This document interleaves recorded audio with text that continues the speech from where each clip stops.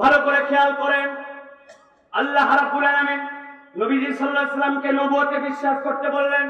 এই নবুয়তে বিশ্বাসের সর্বপ্রথম ডাক দিলেন আল্লাহর নবীকে। আল্লাহ রাব্বুল আলামিন আমি আমার রাসূলকে তার নবুয়তকে সার্বজনীন করেছি। আল্লাহ কোরআনুল কারীমের মধ্যে আয়াত অবতীর্ণ করেছেন এই সংক্রান্ত। আল্লাহ সূরা সাবার 28 নম্বর আয়াতের মধ্যে বলছেন, ওয়া মা আরসালনাকা ইল্লা কাফাতাল লিন-নাসি বাশীরাও ওয়া নাযীরা। আল্লাহ রাব্বুল আলামিন বলছেন, হে আমার হাবিব, দুনিয়াতে যত পয়গম্বর প্রেরণ করেছি, হযরত নূহ আলাইহিস সালামের জীবন যদি আপনি খুঁজে দেখেন, আল্লাহ রাব্বুল আলামিন নবীকে বলছেন, হে পয়গম্বর নূহ, আপনি আপনার কওমের কাছে যান, যাওয়ার পরে আপনি তাদের কাছে প্রথমে আপনি সতর্ক করেন, তাদেরকে আল্লাহ রাব্বুল আলামিনের আযাব সম্পর্কে জানান, আল্লাহ রাব্বুল আলামিনের সতর্কবাণী তাদের কাছে বলেন।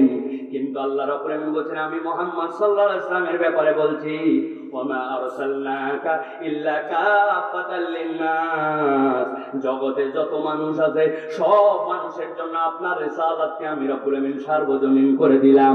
তবে আপনার ব্যাপারে আমি একটু ভিন্নভাবে বললাম, আপনি নবী সর্বপ্রথম মানুষকে ভয়ভীতি দেখানোর জন্য নয়, বরং আপনার দায়িত্ব আগে বাশীরা, আপনি মানুষকে আগে শুভ সংবাদ দিবেন, এরপরে আপনি মানুষকে সতর্ক করবেন। সুবহানাল্লাহ। মুহাম্মদ সাল্লাল্লাহু আলাইহি ওয়াসাল্লামের নবুয়ত যে সার্বজনীন, ভালো করে ছোট্ট একটা এক্সাম্পল বোঝেন। আপনি আমি জানি কোরআনুল কারীমের মধ্যে আল্লাহ রাব্বুল আমিন আপনার আমার জন্য মদকে হারাম করেছেন, জানেন ভাই? কথা বলেন, জানেন আপনারা? কোরআনুল কারীমের বিধান আপনার আমার জন্য ইউনিভার্সাল। কোরআনুল কারীমের মধ্যে আল্লাহ রাব্বুল আমিন মানুষ বলে খেতাব করেছেন। এখন মুসলমানদের জন্য মদ যদি হারাম হয়, এই আয়াতে কারিমার দ্বারা একটা হিন্দু কিভাবে বেনিফিটেড হতে পারে, কেমন করে মুহাম্মদ সাল্লাল্লাহু আলাইহি ওয়াসাল্লামের এই নবুয়তের বিধানটা সার্বজনীন, ভালো করে একটু চিন্তা করলেই বুঝতে পারবেন। ইসলামী হুকুমত যদি থাকে, তাহলে ইসলাম দুইটা কারণে কেবল মদের বৈধতা দিতে পারে, বাকি সকল ক্ষেত্রে এটা নিষিদ্ধ হবে। এক নম্বর, যদি কোনো ধর্মীয় পরিবেশ বা ধর্মীয় আচরণের সাথে এই মদ মাদকতার বিষয় থাকে অন্য কোনো ধর্মাবলম্বীর, তাহলে ইসলামের হুকুমতে যারা থাকবেন তাদের কাছে পারমিশন নিয়ে এইটুকুর বৈধতা থাকতে পারে। দুই নম্বর, আপনার জন্য কোনো মেডিসিন যদি লাগে, ওই মেডিসিন নির্মাণের জন্য যদি ওই মাদকতার কোনো অংশ লাগে, তারপরেও ডাক্তার এবং বোর্ডের মাধ্যমে সেটা সিদ্ধান্ত নিয়ে এইটুকু বৈধ হতে পারে। এছাড়া ইসলামী সমাজ থাকলে সেই সমাজের সব জায়গা থেকে মদ এবং মাদকতা নিষিদ্ধ।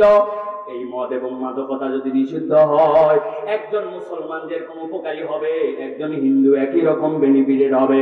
কোন একটা হিন্দু ভাইয়ের ছেলে ইয়াবাখোর হয়ে গেছে, নেশাখোর হয়ে গেছে, বুঝে থাকলে বলেন তো তাহলে ওই হিন্দুর সন্তানটাও তার বাড়ির জন্য বিপদ কিনা? বিপদ কিনা? এখন ওই সন্তানটাকে নিয়ে হিন্দু যদিও মুসলমান নয়, কিন্তু তারও চিন্তা আছে, তারও বিভিন্ন ধরনের দুশ্চিন্তা আছে, তার আচরণের কারণে তার পরিবার অশান্ত। আল্লাহ বলছেন, ইন্নামাল খামরু ওয়াল মাইসির, তোমাদের জন্য আমি রব্বুল আলামিন মদ এবং মাদকতাকে হারাম করলাম।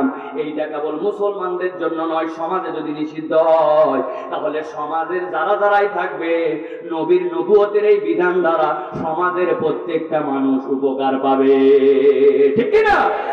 এই জন্য আল্লাহ রাব্বুল আলামিন বলছেন, ওয়া মা আরসালনাকা ইল্লা কাফাতাল লিন-নাস, কাফাতাল লিন-নাসি বাশীরাও ওয়া নাযীরা।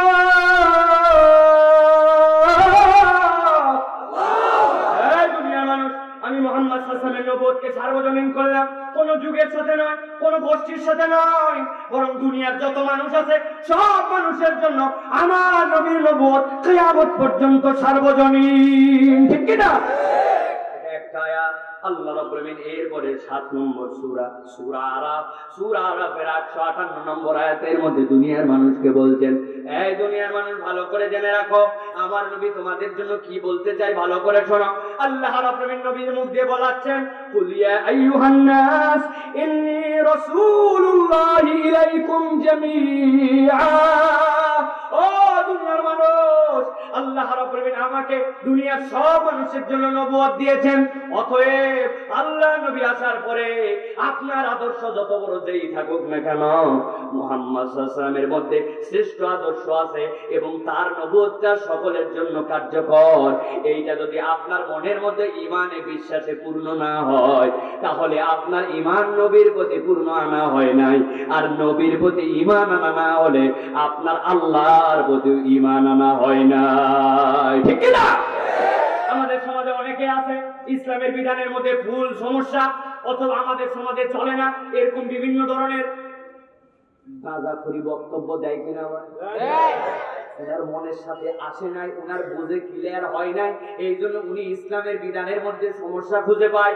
আমি তো অনেক সময় বলি, এখনকার কোন মানুষকে যদি বলা হয়, এই ভাই আপনি সুদের কারবার করেন কেন, বুক ফুলায় বলবে সুদের কারবার ছাড়া এখন চলে নাকি? এখন যদি আপনি এক্সপোর্ট করতে চান, ইম্পোর্ট করতে চান, ব্যাংক লোন নিতে চান, কারবার করতে চান, সব জায়গাতেই সুদ লাগবে। 1450 বছর আগে সুদ চলতো না, কিন্তু এখন সুদ ছাড়া চলা যায় না। কথা বলেন আছে কিনা? আরে ভাই আপনি ঠিক বলতেছেন। এরকম তো অনেক মুরব্বী পর্যন্ত আছে, দাড়ি পাকে গেছে, রিটায়ার্ড করছে, বেশ কিছু টাকা হাতে পায়ে গেছে, এখন আর বসে নাই। এই জন্য উনিও চিন্তা করছে ফাও ফাও বসে থাকে লাভ নাই। এখন উনি দাদনে টাকা লাগায়, সুদে টাকা খাটায়, হজ করে আসার পরেও সুদের কারবার ছাড়ে নাই। আছে নাকি ভাই? আমি তো মজা করে বলি, এক লোক দাদনে টাকা লাগায়, এত বড় দাড়িওয়ালা, আসরের নামাজ পড়ে মসজিদ থেকে বের হয়েছে, এক লোক যায় বলছে, এই মুরব্বী আমাকে 1000 টাকা হাওলাত দেন। হাতে টাকা নাই। খানিকক্ষণ পরে আবার যায় বলছে 1000 টাকা দেন বাবা, বড় বিপদ। বললাম হাতে টাকা নাই। বলছে চাচা আপনি আমাকে ভুল করছেন, আপনি মনে করছেন আপনার কাছে এমনি এমনি 1000 টাকা নিব।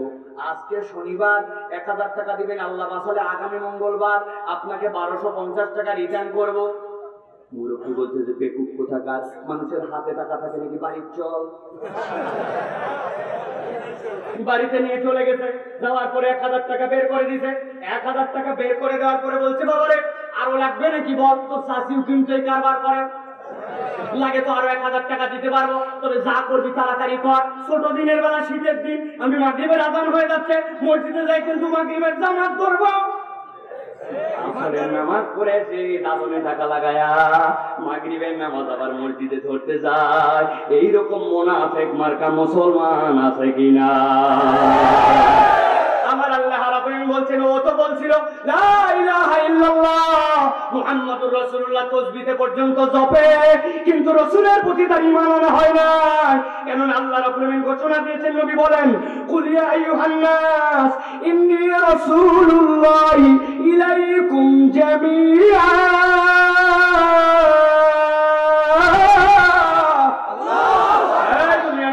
তোমাদের জন্য, সকল মানুষের জন্য। তুমি কি ধনী না গরিব, তুমি ব্যবসায়ী না তুমি চাকরিজীবী, তুমি কি টাকা ইম্পোর্ট করো না এক্সপোর্ট করো, তোমার কারবার কি, তুমি যে ধরনের লোকই হও, আমি আল্লাহর নবী তোমার জন্য নবী। ওটা যদি স্বীকার করো আমার নবুয়তে, আমি তোমার জন্য যা বিধান এনেছি সেইটার প্রতি তোমার ঈমান আনা লাগবে। তুমি বলতেছো মুহাম্মদুর রাসূলুল্লাহ, কিন্তু নবী জানে নাই, ওইটা যদি তুমি করো তোমার নবীর প্রতি ঈমান আনা হয় না। ঠিক কি না? ওদের ভালো করে বুঝেন। বারবার এই জন্য বলছি, আল্লাহ নবী নবুয়ত যে সার্বজনীন, আল্লাহ রাব্বুল আলামিন এইটা রাসূলুল্লাহ সাল্লাল্লাহু আলাইহি ওয়াসাল্লামকে দিয়ে জানাচ্ছেন। এরপরে আল্লাহ রাব্বুল আলামিন বিরাট এক আয়াতে কারিমা, দুনিয়ার মানুষকে আশ্চর্য করে দেওয়ার মতো একটা আয়াতে কারিমা দিয়েছেন। আল্লাহ রাব্বুল আলামিন সূরা ফুরকান এর 1 নম্বর আয়াতের মধ্যে আল্লাহ বলছেন, তাবারাকাল্লাযী নাযালাল ফুরকানা আলা আবদিহি লিয়াকুনা লিল আলামিনা নাযীরা। আল্লাহু আকবার। ভালো করে বোঝেন আল্লাহ রাব্বুল আলামিন কি বলছেন। তাবারাকাল্লাযী নাযালাল ফুরকানা আলা আবদিহি, আল্লাহ বলছেন তাবারাকা, মুবারাকা, বরত্ব বরকতময়। আল্লাহ রাব্বুল আলামিন সুবহানা, তাবারাকা এই শব্দগুলা কোরআনুল কারীমের মধ্যে এমনি এমনি ব্যবহার করেন নাই। একটা উদাহরণ দেই, তাহলে এই আয়াতটা আপনার জন্য পরিষ্কার হবে। কোরআনের একটা আয়াত আছে, আপনি জানেন কিনা? সুবহানাল্লাযী আসরা বিআবদিহি লাইলাম মিনাল মাসজিদিল হারাম ইলাল মাসজিদিল আকসাল্লাযী বারাকনা হাওলাহু লিনুরিয়াহু মিন আয়াতিনা জন্য সুবহানাল্লাযী আসরা, আল্লাহ রাব্বুল আলামিন বর্ণনা করেছেন, হে নবী আপনি দুনিয়ার মানুষের কাছে যাওয়ার পরে যখন ওই সকালবেলা খানায় কাবার চত্বরে দাঁড়ায় গেলেন, দাঁড়ানোর পরে নবীজি বললেন, এই মক্কার লোকেরা শোনো, গত রাত্রে আমার জীবনে এক বিস্ময়কর ঘটনা ঘটেছে। কি ঘটনা? প্রত্যেক দিনই তো তোমার কাছে নতুন নতুন ঘটনা আছে। বলে, গত রাত্রে আমি এই মক্কা থেকে বাইতুল মুকাদ্দাস পর্যন্ত রাত্রেবেলা ভ্রমণ করেছি। বাইতুল মুকাদ্দাসে যাওয়ার পরে ওই বাইতুল মুকাদ্দাস থেকে 7 আসমান, এরপরে সিদরাতুল মুনতাহা, ওখান থেকে আবার ব্যাক করে এখানে এসেছে। আবু জেহেল কথাটা শুনে ফেলে লাফতে আসছে। বলো, আরেকবার কি ভাতিজা বললে? কি বলে বলো? বলে, গত রাত্রে আমি এই খানায় কাবা চত্বর থেকে বাইতুল মুকাদ্দাস পর্যন্ত গিয়েছি।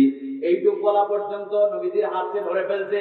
ধরার পরে বলতেছে, তোমার এই পর্যন্ত হলেই হবে, কিন্তু শোনো এখন তো আমি একাই আছি, এই জন্যই কথা বলতেছো। লোকজন যদি ম্যানেজ করি তখন কি তোমার কথা ঘুরাবে নাকি? খানায় কাবার দিকে ফিরো, ফিরে আল্লাহু রাব্বুল কাবা বলো। নবীজি বলছেন, তুমি আমাকে ভালো করেই চেনো, মুহাম্মদ সাল্লাল্লাহু আলাইহি ওয়াসাল্লাম কখনো মিথ্যা কথা বলে নাই। দুনিয়ার সব লোক যদি আমার সামনে আসে তাও এই কথা হবে। আবু জেহেল বললে, এখানে অপেক্ষা করে, আমি লোকজন ডেকে নিয়ে আসতেছি। আবু জেহেল দৌড়ায় চলে গেছে উম্মুল খাইরের বাড়িতে, হযরত আবু বকর সিদ্দিকের বাড়িতে। যাওয়ার পরে ডাক দিয়েছে, আবু বকর আসো নাকি, আসো নাকি, সকালবেলা কি ব্যাপার? বলে, তোমার বন্ধু আজকে এমন আশ্চর্যজনক কথা বলেছে, এতদিন পর্যন্ত সে যে উল্টা পাল্টা মিথ্যা কথা বলে, প্রমাণ দিতে পারি নাই, আজকে প্রমাণ, তাড়াতাড়ি আসো। আবু বকরের গায়ের চাদর তার গায়ের মধ্যে উঠাতে দেয় নাই, টেনে টেনে খানায় কাবার চত্বরে নিয়ে আসছে। আবু বকর রাদিয়াল্লাহু তাআলা যখন চলে আসছেন, আশপাশের লোক জড়ো হয়ে গেছে। মুহাম্মদ সাল্লাল্লাহু আলাইহি সাল্লাম কথা ঘুরাতে পারবেন, একটু আগে যেইটা বলেছো সেইটা বলো। খানায় কাবার লোকজন জড়ো। গত রাত্রে কি হয়েছে বল? গত রাত্রে আমাকে রব্বুল আলামিন এই খানায় কাবার চত্বর থেকে রাত্রিকালীন ভ্রমণে বাইতুল মুকাদ্দাসে নিয়ে গেছেন। এই মক্কার লোকেরা থামো, মুহাম্মদ তুমি থেমে যাও। তোমরা কেউ কোনোদিন ফিলিস্তিনে সফরে গেছো নাকি? আমি গেছি। উট যদি একটা দ্রুতগামী হয় কয়দিন লাগে? 7 দিন 8 রাত। আর যদি একটা ঘোড়া যায় 3 দিন 4 রাত মিনিমাম। তারপরে অনবরত চালায় তাগড়া ঘোড়া হওয়া লাগবে। লোকজন শুনছো তো মুহাম্মদ কি বলছে, সে নাকি আজকে রাত্রে কেবল যাই নাই, আবার ঘুরেও আসছে। কেইসা কথাবার্তা বললো, এতদিন প্রমাণ দিতে পারি নাই। আবু বকর সবার আগে তুমি বলো, সব কাজে তো তারা সমর্থন করো। আবু বকর বললেন, মক্কার লোকেরা দাঁড়াও দাঁড়াও দাঁড়াও দাঁড়াও, আমি আগে তার কাছে শুনি। উনি ঘুরলেন আল্লাহর নবীর দিকে, জিজ্ঞাসা করলেন, ইয়া রাসূলুল্লাহ, ইয়া হাবিবাল্লাহ, আপনি কি গত রাত্রে ফিজিক্যালি শারীরিক ভাবে এই খানায় কাবার চত্বর থেকে বাইতুল মুকাদ্দাসে গেছেন? আল্লাহর নবী বলেন, আবু বকর, আমার রব গতকালকে আমাকে মেরাজে নিয়েছেন। এই খানায় কাবার চত্বর থেকেই কেবল নয়, আমার আল্লাহ সেখান থেকে নিয়ে 7 তবক আসমান ভেদ করায়া সিদরাতুল মুনতাহা হয়ে জান্নাত জাহান্নামকে আল্লাহ দেখায়া আবার ফজরের আগে আমাকে আল্লাহ রাব্বুল আমিন এখানে এনেছেন। সাথে সাথে আবু বকর সিদ্দিক সব লোককে সাক্ষী দিয়া খানায় কাবার দিকে ফিরে বললেন, হে মক্কাবাসীরা, সাক্ষী থেকে যাও, আমি খানায় কাবার রবকে সাক্ষী রেখে বলছি, আল্লাহ রাব্বুল কাবা সাদাক্তা ইয়া রাসূলুল্লাহ, ইয়া হাবিবাল্লাহ, মুহাম্মদ সাল্লাল্লাহু আলাইহি ওয়াসাল্লাম আপনি যা বলেছেন শতভাগ আপনি সত্য বলেছেন। আবু বকর সিদ্দিক এমনি এমনি হন নাই, কথাটা ভালো করে বোঝেন। কি জন্য আপনাকে এই কথা বলছি? আল্লাহ রাব্বুল আলামিন জানতেন এই কথাটা বড় বিস্ময়কর কথা, এই জন্য আল্লাহ শব্দটা ব্যবহার করেছেন সুবহানা।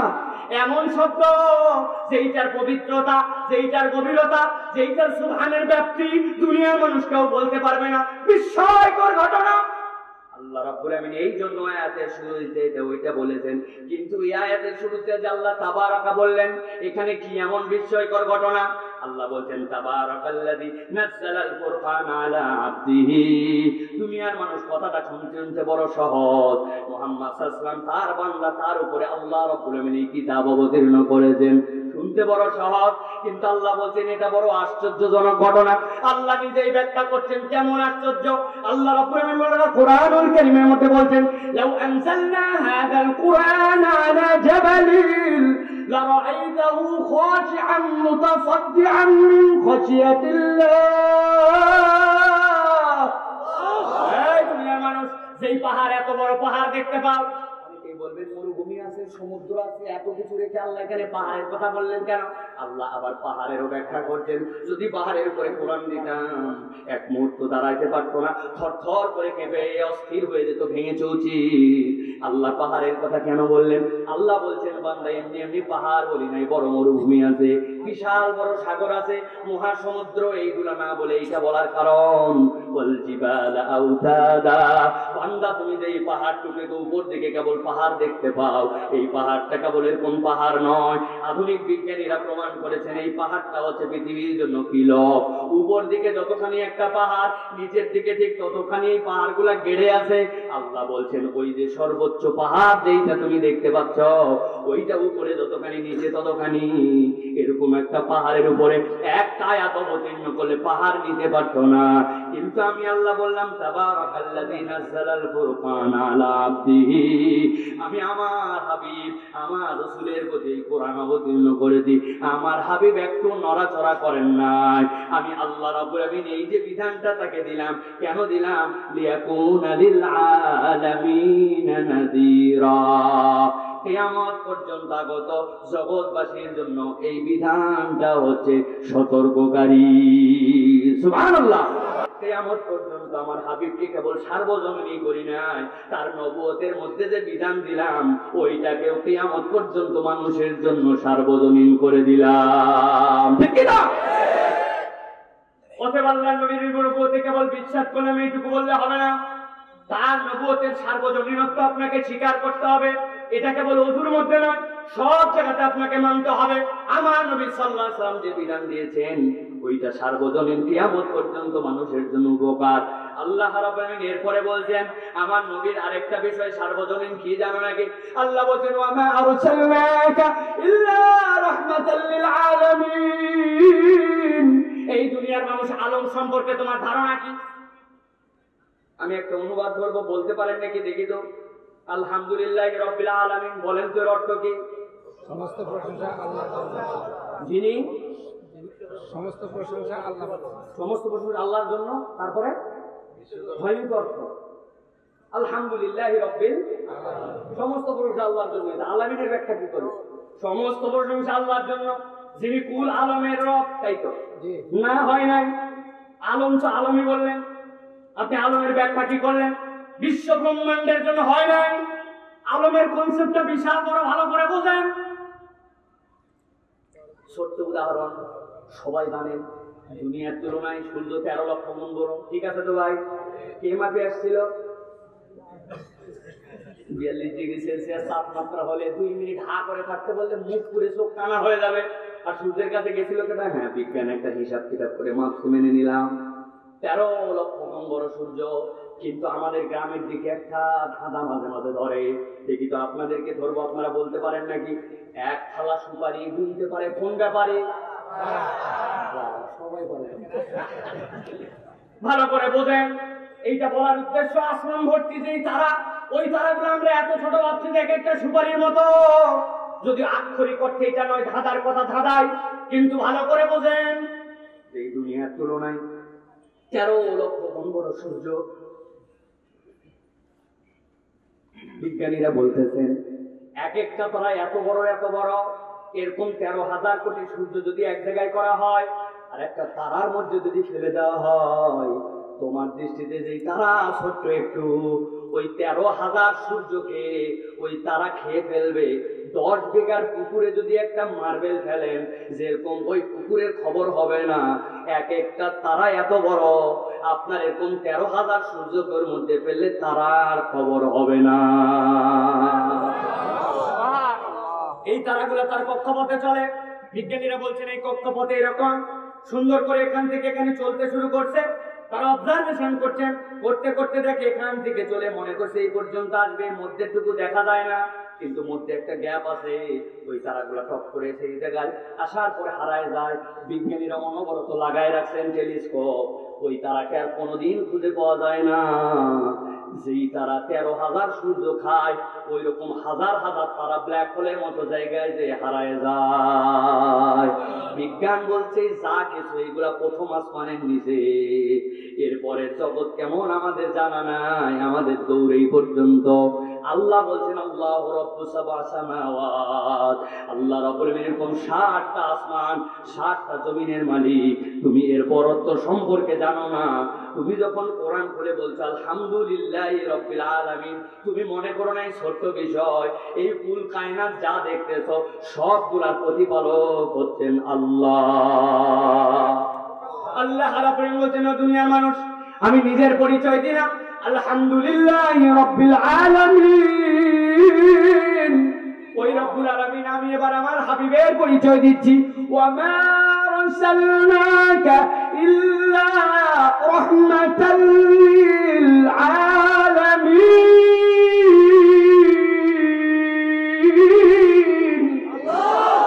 এই দুনিয়ার মানুষ যে আল্লাহ রাব্বুল আলামিন এই কুল কায়নাতের জন্য রহমত। মুহাম্মাদুর রাসূলুল্লাহ সাল্লাল্লাহু আলাইহি ওয়াসাল্লাম এই কুল কায়নাত কতটুকুর জন্য আল্লাহর পক্ষ থেকে রহমত। সুবহানাল্লাহ। মুহাম্মদ সাল্লাল্লাহু আলাইহি ওয়াসাল্লাম এর ব্যাখ্যা ভিন্ন আছে। অনেকে এর ব্যাখ্যাকে বলেছে যে আওয়ামা আরসালনাকা ইল্লা রাহমাতাল লিল আলামিন। আল্লাহ রাব্বুল আলামিন মুহাম্মদ সাল্লাল্লাহু আলাইহি ওয়াসাল্লামকে যে রহমত বলেছেন এইটুকু আল্লাহ রাব্বুল আলামিন মুকাইয়াদুল ঈমান ওয়াল ইসলামের সাথে আল্লাহ রাব্বুল আলামিন সম্পৃক্ত করেছেন। কিন্তু উন্মুক্ত ব্যাখ্যা আছে নবী করিম সাল্লাল্লাহু আলাইহি ওয়াসাল্লামকে আল্লাহ রাব্বুল আলামিন রহমত হিসেবে প্রেরণ করেছেন। প্রিয় ভাইরা, এই জন্য মুহাম্মদ সাল্লাল্লাহু আলাইহি ওয়াসাল্লামকে আপনার যদি স্বীকার করতে হয়, আমার নবী যেমন তেমন নবী নয়, আমার নবী সার্বজনীন নবী, এইটা আপনাকে ঈমান আনা লাগবে, ঠিক কি না? এবার চলেন 2 নম্বর পয়েন্ট। আল্লাহ রাব্বুল আলামিন বলছেন তার মাধ্যমে নবুয়তের সমাপ্তি হয়েছে। মুহাম্মদ সাল্লাল্লাহু আলাইহি ওয়াসাল্লামের পরে আর কোন নবী আসবে? ঘুমাই গেছেন আপনারা? কষ্ট হচ্ছে ভাই? মিথ্যা কথা বলবেন না ভাই, কষ্ট হলে বলে দিবেন। খারাপ লাগলে বলবেন যে হুজুর একটু সংক্ষেপ করেন, কে করেন সে করেন, বলবেন আপনারা। আমরাই ঠিক কি না? তার নবুয়তের মাধ্যমে নবুয়তের সমাপ্তি হয়েছে। কোরআন এই বিষয়ে আমাদেরকে কি দিক নির্দেশনা দিচ্ছে? আল্লাহ রাব্বুল আলামিন বলছেন ও দুনিয়ার মানুষ, নবীর ব্যাপারে তোমাদের ঈমান যদি পূর্ণ করতে চাও, আল্লাহর পক্ষ থেকে এই স্বাক্ষর ব্যাপারে তোমাদের শতভাগ ঈমান আনতে হবে। আল্লাহ বলছেন মা কানা মুহাম্মাদুন আবা আহাদিম মির রিজালিকুম ওয়ালাকিন রাসূলুল্লাহি ওয়া খাতামান নাবিয়্যিন। আল্লাহ রাব্বুল আলামিন বলছেন আমি আল্লাহ রাব্বুল আলামিন সাক্ষ্য দিয়ে দিলাম, আমি রব্বুল আলামিন তোমাদের জন্য জানাই দিলাম মা কানা মুহাম্মাদুন আবা আহাদিম মির রিজালিকুম। নবীজির সন্তান ছিলেন ইব্রাহিম, নবীজির সন্তান ছিলেন তাইয়্যিব, নবীজির সন্তান ছিলেন আবুল কাসেম। কিন্তু আল্লাহ রাব্বুল আলামিন একজন কেউ জীবিত রাখেন নাই। নবীজির হায়াত অবস্থায় তারা নবীর আগেই বিদায় হয়েছেন। আল্লাহ বলছেন মুহাম্মদ সাল্লাল্লাহু আলাইহি ওয়াসাল্লামের একদম জায়েদ নামে পালক পুত্র ছিল, কিন্তু সেটাও তার জন্য পালক পুত্র।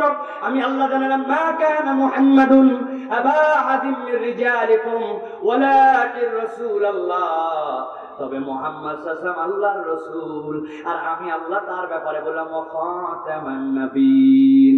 নবুয়তের যে ধারাবাহিকতা মুহাম্মদ সাল্লাল্লাহু আলাইহি ওয়াসাল্লামের মাধ্যম দিয়ে সেইটা সিল মোহর করে দেওয়া হয়েছে। আল্লাহর নবী মুহাম্মদের পরে আর কোন নবুয়তের দরকার নাই। আমি আর কাউকে নবী হিসেবে প্রেরণ করব না।